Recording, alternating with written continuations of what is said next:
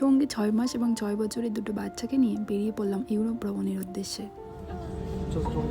আমাদের first destination Portugal. Toronto থেকে Portugal যেতে সময় লাগবে 8 ঘন্টা।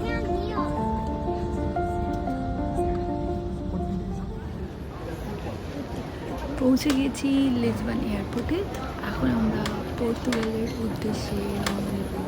আমাদেরকে একটা রেন্টাল কার জোগাড় করতে হবে আর সিম কার্ড কালেক্ট করতে হবে।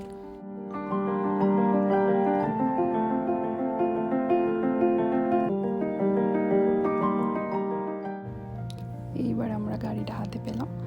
নতুন শহর, নতুন রাস্তা আর নতুন ট্রাফিক নিয়মগুলো বুঝতে বুঝতে চারিপাশ শহর দেখতে দেখতে আমরা চলেছি আমাদের প্রি বুক করা এয়ারবিএনবির উদ্দেশ্যে। এই যে হলুদ বাস, পরবর্তীতে এই হলুদ বাসের সাথে আমাদের অনেকবার দেখা হয়েছে। পর্তুগালের পাবলিক ট্রান্সপোর্ট বেশ ভালো, এইটুকু বুঝলাম।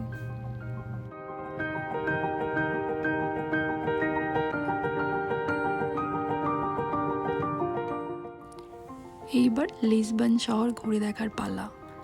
পরের দিন সকাল, ওয়েদার ভালো না থাকা সত্ত্বেও আমরা বেরিয়ে পড়লাম আটলান্টিকের পাশে বেলেম টাওয়ার দেখতে। এটা একটা হেরিটেজ সাইট, যেটা দেখতে পৃথিবী থেকে বহু মানুষ এইখানে আসেন।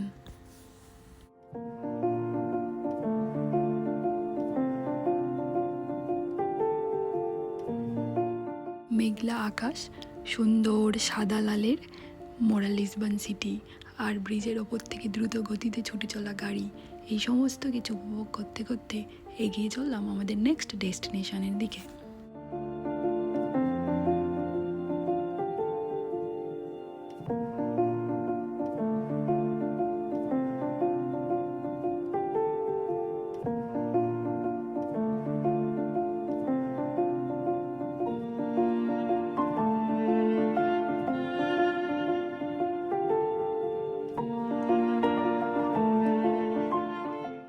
Next destination Lisbon downtown. আজকে ওয়েদার ভীষণ সুন্দর, জলমলে রোদ, নীল আকাশ আর সাদা মেঘ। এই যে খুব সুন্দর সুন্দর ভিন্টেজ গাড়িগুলো অপেক্ষা করছে আমাদেরই মতন কারোর জন্য, যারা এগুলো নিয়ে লিসবন শহর ঘুরে দেখবে।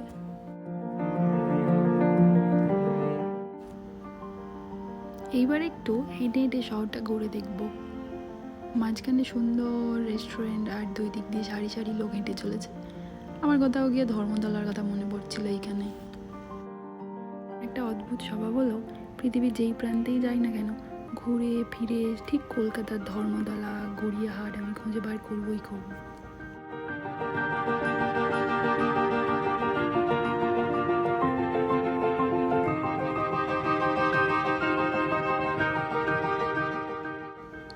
সারাদিন ঘুরতে ঘুরতে বিকাল হয়ে গিয়েছে। এইবার সূর্য ডোবার পালা। সানসেট দেখতে আমার বড় ভালো লাগে, তাই সোমকে বললাম একটা কোনো ভালো সানসেটের ভিউ পয়েন্টে চল, যেখানে আটলান্টিকে সূর্য ডোবা দেখতে পাবো। লিসবন সিটিতে 3 দিন কেটে গেল। আজকের লাস্ট দিন। আজকের বিশেষ বেড়ানো নেই, একটু রিল্যাক্স, একটু হাঁটাহাঁটি, আর তারপরে ব্যাগ গুছিয়ে পরের ডেস্টিনেশন।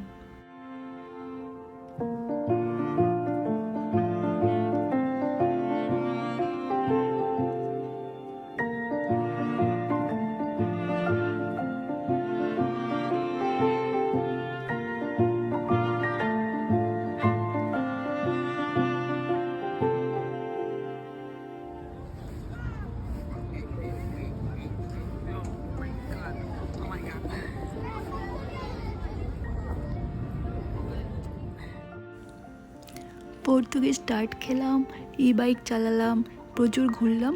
এইবার আমাদের 3 দিনের লিসবন শহর ঘুরে দেখা শেষ হলো। Next destination Algarve. Bye by.